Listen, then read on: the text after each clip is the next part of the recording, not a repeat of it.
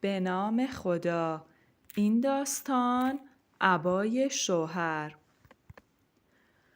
در روزگاران قدیم دختری که تازه ازدواج کرده بود با شوهرش سر موضوعی بحثشان شد.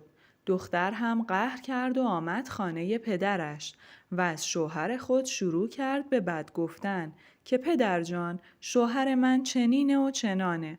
پدر بعد از اینکه به حرفای دخترش گوش داد گفت باشه عزیز دل پدر، با شوهرت صحبت میکنم. پدر دختر تمام مردهای فامیل که به دختر محرم بودند را به خانه‌اش دعوت کرد و به هر یک عبایی داد.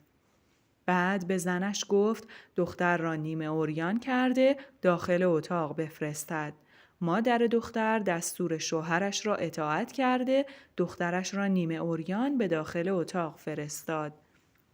دختر تا وارد اتاق شد از خجالت سرخ شد و داشت نگاه می‌کرد. پدرش عبایش را کنار زد و گفت بیا زیر عبای من. دختر نرفت. برادرانش گفتند بیا زیر عبای ما، اما دختر نرفت. خلاصه در آن جمع سریع رفت زیر عبای شوهرش پناه گرفت.